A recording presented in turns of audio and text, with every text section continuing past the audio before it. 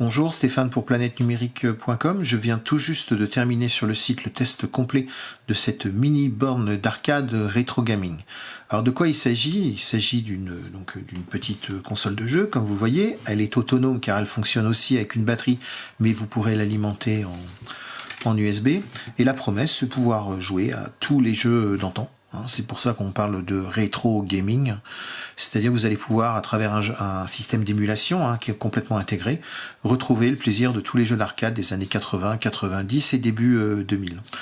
Donc je l'ai découvert par hasard lors d'un bon plan que j'avais publié. Et j'avais été étonné par la fiche technique, déjà simplement sur le papier, en me disant que pour 56 €, qui est le prix actuel que vous allez pouvoir trouver, je vous mets le lien dans la description, je me suis dit que c'était quand même relativement intéressant pour avoir de mon côté déjà bâti des petites consoles par moi-même en achetant un écran 7 pouces, en mettant un Raspberry, sans compter le câblage, ici il y a une batterie, etc. Enfin bon, 56 €, c'est quand même pas possible. Donc je l'ai prise et puis j'ai cru que le test n'allait pas me prendre longtemps parce que certainement le produit serait limité et il m'a pris longtemps parce qu'il n'est pas du tout limité et c'est plutôt engageant comme vous allez le voir. Donc allez, un petit peu de descriptif. On a un écran 7 pouces, un châssis en plastique. Le plastique c'est un petit peu un plastique de jouet. Bon, il est pas super beau, mais c'est pas non plus une horreur. On a ici un ensemble de boutons. On a un petit joystick qui est très très agréable, amusant. Il tourne complètement à 360, même si c'est un joystick de toute façon à 8 positions. À 6 positions. On a ici des boutons et bon, vous ne voyez pas, mais il y a des sérigraphies en dessous. C'est-à-dire c'est écrit doucement insert coin, start, retour, etc. Pour continuer le descriptif, je veux dire, on a ici donc, vous voyez, c'est une forme mini bar top, petite bande d'arcade du passé. Et à l'arrière, qu'est-ce qu'on va trouver? On va trouver une connectique qui est plutôt riche pour un appareil comme celui-ci. On a d'abord l'interrupteur. Ensuite, on va avoir une prise mini USB pour l'alimenter sur secteur ou pour recharger la batterie à l'intérieur, parce qu'elle a une batterie qui assure environ 3-4 heures d'autonomie, un lecteur de carte mémoire, une prise casque, 2 prises USB. Alors ces prises USB vont permettre de connecter des joysticks externes. J'en ai préparé 2, il n'y en a pas de livret, et ainsi qu'une prise HDMI complète pour brancher sur une télé. Donc l'idée c'est quoi? C'est que quand vous allez la brancher sur la télé, si potentiellement vous lui mettez des petits joysticks externes, comme vous savez ce que vous allez trouver par exemple sur Amazon, ça vaut 5-6 € maximum, format NES ancien ou format Super NES, mais c'est le même type de fonctionnement, vous allez vous retrouver avec une console complète. Donc je vais l'allumer, vous voyez, on l'allume, on la met voilà, on l'allume et là vous allez découvrir l'interface utilisateur. Donc comme vous le voyez, c'est un écran IPS TFT, donc de bonne qualité. Fonction de la carte que vous allez lui mettre, donc là il n'y a pas de carte, donc base. Si vous ne mettez pas de carte, vous n'aurez rien au menu, vous aurez une espèce de menu primaire, type lanceur d'application de box TV. Vous avez juste accès aux settings. Donc dans les settings, possibilité de mettre en français si vous voulez, mais le français est tellement mauvais, je préfère rester en anglais. Au niveau des thèmes, vous avez 2 thèmes qui sont proposés, ça change juste l'image du fond, ça vaut rien. Vous avez la possibilité de définir un temps avant que l'écran ne s'éteigne. Vous avez 4 niveaux en ce qui concerne la luminosité. Vous voyez ici, c'est flagrant déjà à l'écran. Vous avez ensuite la possibilité de restaurer les défauts. Et en système information, vous voyez juste GB2 Retro Game, firmware revision 1.0. Donc cette console, moi je l'ai achetée sur Gearbest. Et c'est une Aiwo G1000. Faut savoir que vous pourriez la trouver sous d'autres marques. Moi j'ai déjà trouvé une marque qui est Yepo. Sur eBay et par ailleurs je l'ai aussi vu sur AliExpress sans aucune marque. Donc après franchement faites pas des économies de bout de chandelle, c'est au moins celle que j'ai testée, je peux vous garantir qu'elle fonctionne avec un bon niveau de firmware. Donc c'est vrai que maintenant ce qui est important c'est de lui mettre une carte micro SD. Alors il y en a une qui est livrée avec la console, voilà. C'est une carte de 8 Go. Elle est livrée avec la console qui par ailleurs aussi est fournie avec un petit câble micro mini USB. C'est tout, il n'y a pas de chargeur si vous utiliserez le chargeur de votre smartphone. Et voilà. Si vous l'allumez en ayant une carte sur laquelle il y a une structure de répertoire, par défaut, il y en a une, vous allez vous retrouver avec une interface qui est différente. Donc de base, qu'est-ce que vous avez sur cette interface utilisateur, qui est manipulable grâce au petit joystick. En haut, il y a une sélection de jeux qui en fin de compte ont un petit fichier de configuration permettant de montrer des images qui, comme vous voyez, sont animées. Hein. Donc bon, les titres peuvent être explicites comme 1945, Punisher, etc. Après des jeux, voilà, des sommes, c'est Double Dragon, mais il faut le savoir. Hein. Et puis en bas, quand vous descendez, voilà, vous allez avoir un raccourci vers le répertoire de la carte qui s'appelle Game, un raccourci vers le répertoire qui s'appelle Musique. Tout ça, c'est indiqué dans l'article, hein, dans le test complet que j'ai sur Planète Numérique. Ici, vous allez pouvoir accéder aux photos, aux films et à tous les fichiers en général. Donc, le point, c'est comme vous le voyez, c'est à la fois donc une mini console de jeu avec un sélecteur de jeu, mais c'est aussi une console dans laquelle vous allez trouver des capacités multimédia. Elles sont très très réduites, c'est un petit peu dommage. Ici, c'est l'extension de l'économiseur d'écran. Donc au début, quand je l'ai reçu, il n'y a aucune documentation sur le modèle que j'ai reçu. Donc la seule documentation que vous allez pouvoir avoir, c'était ce qui était indiqué sur la boîte. Donc on vous explique les boutons. Hein, et puis ici, vous avez quelques informations, comme le fait que cette petite micro-console, elle supporte les jeux d'arcade, CP1, CP2, GBA, SFC, GBC, GB, MD, NES et TC. Donc c'est génial. Alors pour ceux qui sont un petit peu férus d'émulation, pas de problème. Ils vont pouvoir repérer quel type de ROM, hein, c'est-à-dire des fichiers, sont associés à ces émulateurs. Donc pour certains, vous les aurez reconnus, hein, GBA, ça veut dire Game Boy Advance, SFC Super Famicom, donc la Super NES, la GBC Game Boy Color, Game Boy Master Drive, NES, etc. De base, moi, ma carte, elle était livrée avec environ une 700 ROM, plutôt du domaine public a priori. Hein, et donc, je vais y accéder en allant ici sur mon répertoire. Je vais aller, en bas, hop, sur la petite manette. Je vais appuyer. Et ici, de base, vous avez un répertoire CPS et voilà tout ce qui était livré dedans. Donc, on se déplace avec gauche et droite. Il n'y a pas de sélection, il n'y a aucun bouton pour faire une recherche par thématique, etc. Mais c'est une structure de fichiers. Donc, c'est-à-dire, si vous renommiez les fichiers, si vous les mettez dans des répertoires type arcade, plateforme, etc., vous aurez la possibilité d'aller beaucoup plus facilement à ce avec quoi vous voulez jouer, hein, parce que là, ça sert à rien d'en avoir de 700. Hein. Donc, dedans, bon, vous allez trouver tous les classiques, vous allez trouver du Donkey Kong, du Pac-Man, du Lord Runner, du Ghosts and Goblins, etc. Vous voyez, je passe rapidement du Green Beret, du Ghostbuster, etc. Donc, il suffit simplement de sélectionner le fichier qui vous intéresse. Je vais par exemple sélectionner un Mrs. Pac-Man. Hein.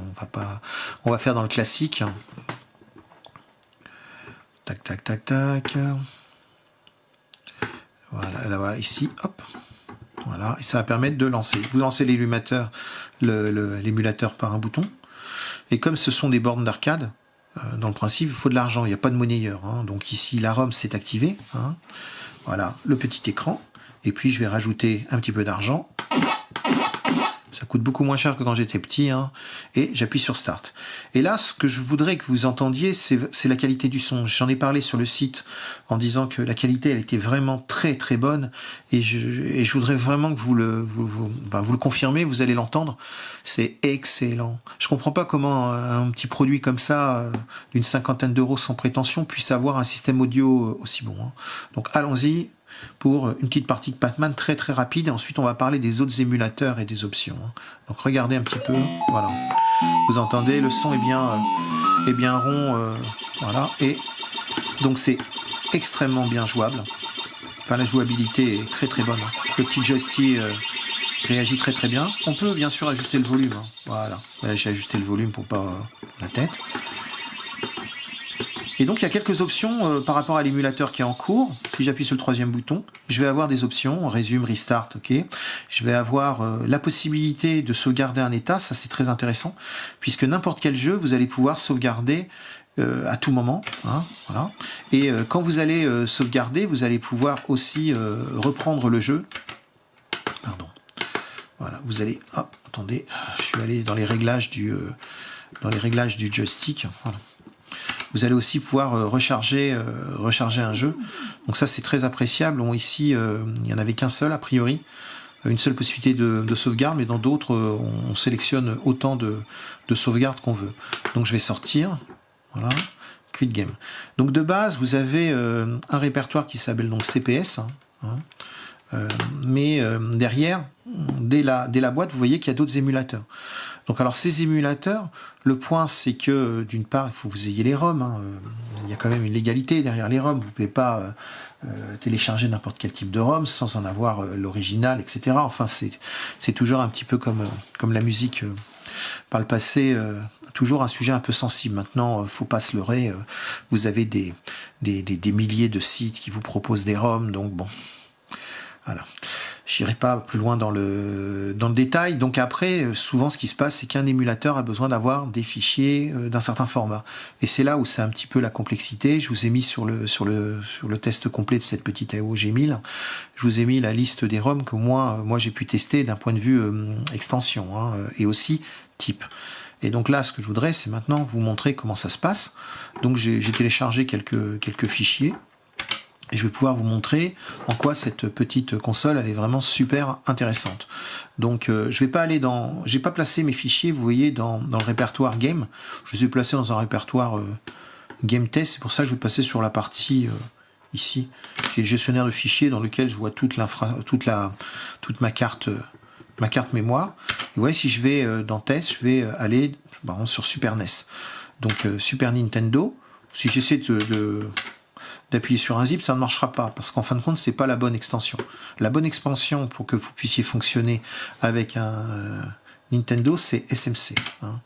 Donc si vous lancez le jeu en SMC, voilà, vous retrouvez ici, vous voyez, c'est un plein écran, contrairement à mon Pac-Man d'avant, et on va retrouver les mêmes possibilités de... Attendez, voilà les boutons, à vous de voir, selon les émulateurs, c'est pas les mêmes. Donc... là, c'est toute la partie obligatoire. On entend le son toujours, on peut l'augmenter, le baisser. Et là, il n'y a plus qu'à attendre parce que c'est l'introduction et elle n'est pas prévue pour être skippée, comme on dit. Donc cette partie, de toute façon, émulation telle qu'elle est indiquée sur la boîte, ça fonctionne très bien. Vous n'aurez pas de problème au niveau des boutons, du curseur, y compris si vous mettez des joysticks externes, vous verrez que ça fonctionnera de manière très correcte. Alors, là, c'est un petit peu pénible quand même. Voilà. Press start, voilà, vous voyez.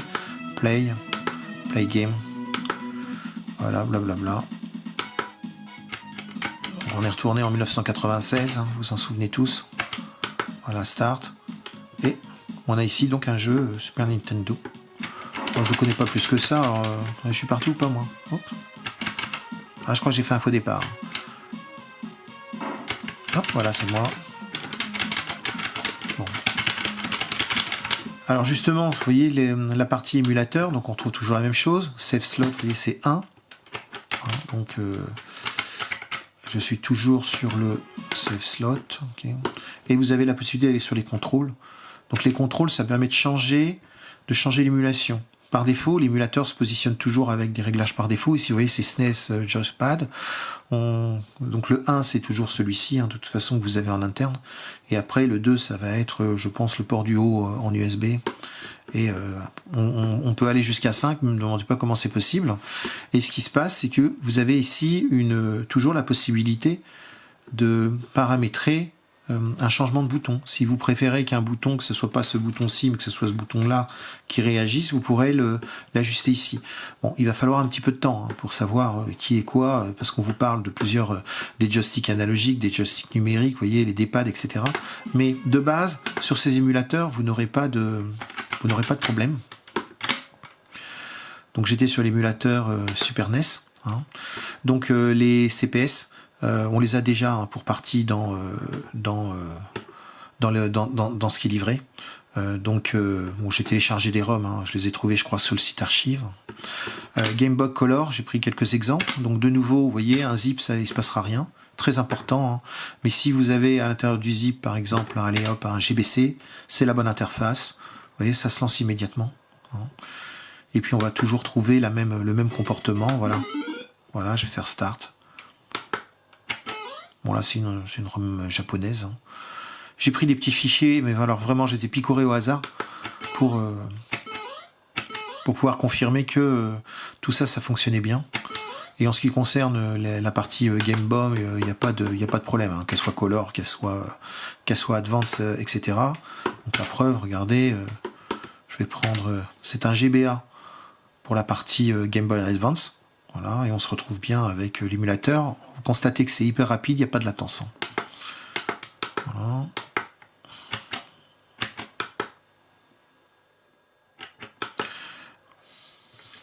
J'appuie rien, à vrai dire. Hein. J'appuie, mais là, on est sur des espèces de bandes-annonces. Hein. C'est obligatoire. Il va falloir y passer. Regardez, on a quand même quelque chose de pas mal hein, d'un point de vue écran. Hein. Déjà, sur cette génération de jeux. Hein. C'est quand même vraiment sympathique. Vous imaginez, c'est complètement autonome. Ça va durer 3-4 heures. Vous avez un super son. Hein. Alors, soit vous y avez joué quand vous étiez petit. Vous allez vous amuser. Mais alors, c'est pareil. Si vous avez... des jeunes enfants, voire des ados, ils vont s'éclater avec ce type de jeu. Hein. Je continue le chemin dans les émulations. Donc la partie NES, vous voyez, de nouveau, c'est pas un zip. Hein. Pour la partie NES, je crois que je l'avais... Oui, c'est en .NES. Et surtout, regardez, si c'est en majuscule, ça ne marche pas. Si c'est en minuscule, ça marchera. Hein. Donc très très important, les extensions doivent être en minuscule. Hein. Voilà. Je quitte. On continue par un autre type d'émulation. Hein. Donc GBA, je vais laisser passer. N64 PSX, je les laisse. J'ai trouvé ensuite, même si c'était pas indiqué sur la boîte, que pour les Game Gear, ça va aussi le faire. Donc pour les Game Gear, l'extension qui est nécessaire, c'est du tout. Ah voilà, c'est du GG, Nocteur. Voilà. GG. Mon copain GG. Voilà. Toujours pareil. Donc on est sur des challenge. Voilà, ça marche bien. Tac, voilà, tac.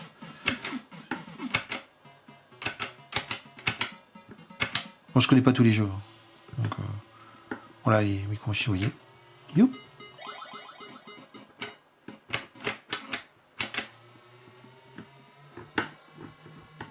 Voilà, très très jouable. On laisse tomber. Voilà. Alors maintenant, je voudrais vous parler de 3 émulateurs que j'ai. Bon, aussi, il y a aussi la Mega Drive et là, elle fonctionne très bien, donc je vais laisser ça de côté. J'ai essayé le PC Engine, donc c'est aussi des ROM que j'ai téléchargés sur le site Archive. Alors, ça fonctionne pas très très bien, hein, ces ROM là. Ce qui se passe, c'est que au-delà, alors c'est pareil, il faut les dézipper, sinon ça marchera pas. Donc l'extension qui est attendue. Ah, c'est du voilà. Voilà. Il y en a certaines que j'avais dézippées au bout. C'est des... Je vois que j'ai du SRM, donc là ça fait rien. SRM ça fait rien. PCE. Hein, voilà. PCE c'est le nom de l'extension. Vous voyez, sinon il se passe rien. Alors, pas très engageant en ce qui concerne ces ROM. Vous entendez le nom, il est... Enfin, le son, il est... je sais pas comment vraiment le décrire. Hein. Je pense que l'émulateur, enfin c'est pas je pense, l'émulateur fonctionne pas bien. Il fonctionne pas bien, c'est que de l'émulation logicielle. Donc ça se passe pas très très bien. Et même si on arrive à appuyer sur les boutons quand même, d'une part le son marche pas bien, mais ensuite en ce qui concerne les contrôles, ça ne fonctionne pas. Et j'ai pas réussi à les remapper. Donc on va laisser de côté cette partie PC Engine et plutôt regarder, on va dire, du côté Nintendo 64. Alors, la performance de cette petite console fait qu'elle saurait faire tourner des ROM de Nintendo 64. Par contre, l'émulateur, dans sa version actuelle, n'est pas n'est pas suffisamment performant, surtout au niveau audio. Donc 2 points. D'abord, il faut que vos ROM soient en N64 minuscule. Ce faisant, ça va bien se lancer. Et ce que vous allez entendre, c'est un son qui est voilà, qui est un peu dégradé. Enfin, beaucoup, surtout s'il s'agit de musique. Hein.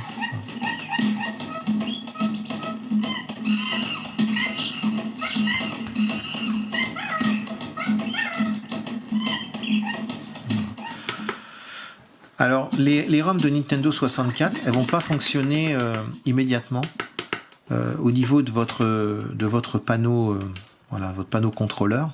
Il va falloir que vous alliez dans Contrôle. Il va falloir que vous choisissiez Left Analog en haut.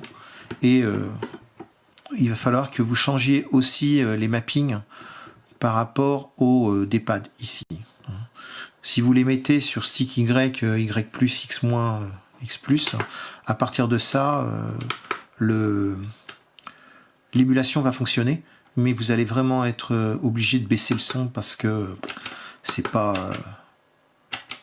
il est pas... voilà, le décodage est pas correct. Hein. Voilà. C'est pas, il me semble pas pour autant peut-être un poil moins performant qu'un émulateur, un poil plus lent, mais ça reste jouable. Hein. Donc c'est pas indiqué sur la boîte, c'est à la limite une bonne surprise, mais il faut pas non plus le prendre pour cette émulation là, parce qu'elle n'est pas complètement fonctionnelle. Bon, alors c'est vrai qu'on est dans les réglages, c'est pas facile de souvenir comment est-ce qu'on revient en arrière. J'ai tendance un petit peu à galérer. Voilà, ici c'est ce bouton-ci pour revenir en arrière, ça à savoir. Je vais quitter. Et la dernière bonne surprise je voulais partager avec vous, c'est du côté émulation PlayStation. Alors vous pouvez avoir des homebrew, hein, c'est-à-dire des logiciels développés pour PlayStation de manière individuelle, complètement légale. Bon, il se trouve que j'ai téléchargé 2 ROM hein, pour essayer, je m'en excuse. Donc ce qu'il faut, c'est, moi ce que j'ai vu qui fonctionnait, c'est quand vous trouvez des fichiers ISO associés à leur point Q, dans lequel avoir les références aux pistes. Alors, si vous avez les références aux pistes, ça veut dire qu'on est en face d'une image CD. Et par exemple, si je vais prendre Ridge Racer, c'est pas indiqué, vous voyez, c'est pas indiqué sur la boîte que l'émulation PlayStation fonctionne. Et pourtant, elle fonctionne. Et en plus, elle fonctionne très bien. Il n'y a rien à faire. Si vous trouvez les bons fichiers, ça fonctionnera super bien. C'est fluide. Et en plus, vous aurez droit aux pistes audio qu'il peut y avoir sur le CD virtuel. Et c'est quand même super sympa. Hein. C'est vraiment super sympa. Voilà, oui. Voilà.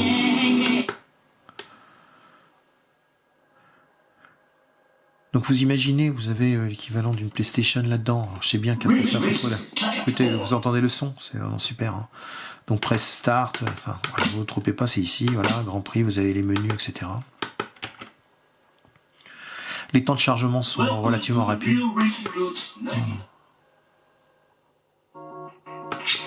Voilà. Je vais baisser un petit peu pour ne pas vous casser les oreilles.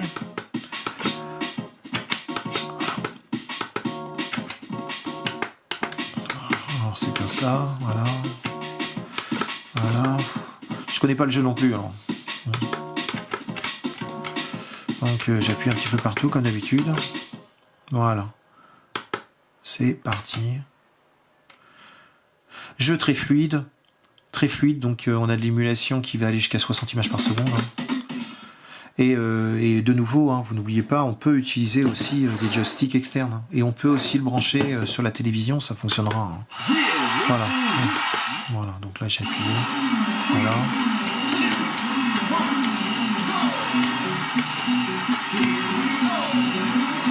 Voilà. Okay.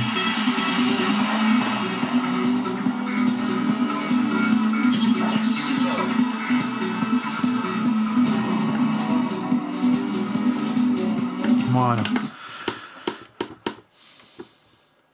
Je vais quand même faire une démonstration avec le joystick, je vais le brancher. Voilà.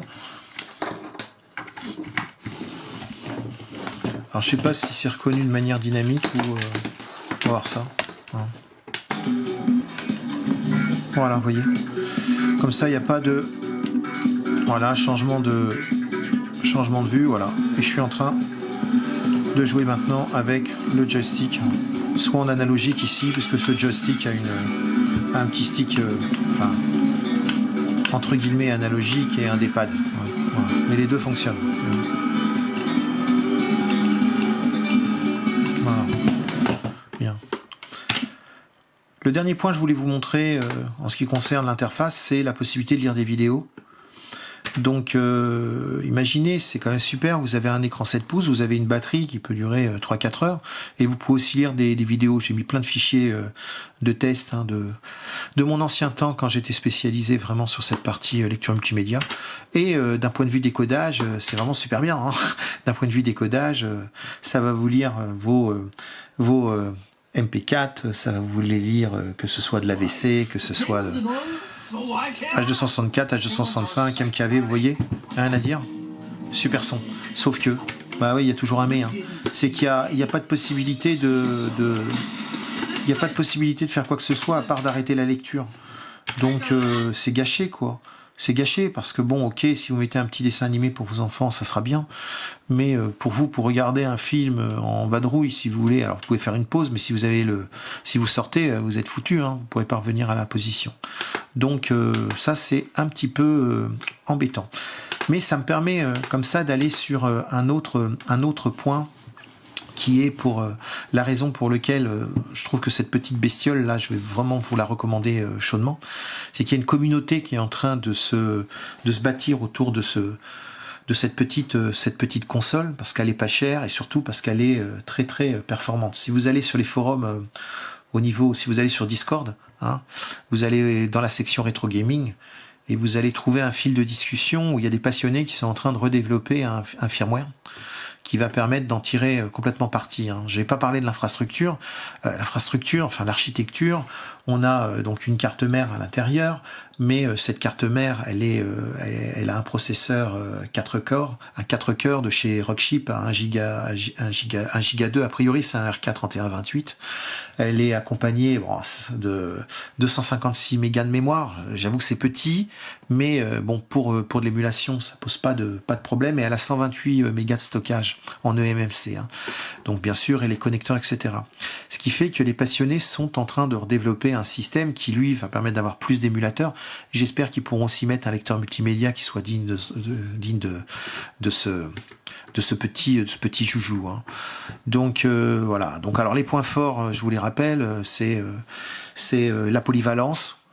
Puisque vous avez quasiment tous les émulateurs, le fait que ça fonctionne très très bien, un excellent son, c'est fluide, il n'y a rien à dire, le petit joystick très sympathique, la possibilité d'en rajouter très simplement 2, le fait qu'elle est tout en un, qu'elle est complètement autonome, et le fin du fin, c'est le prix, hein.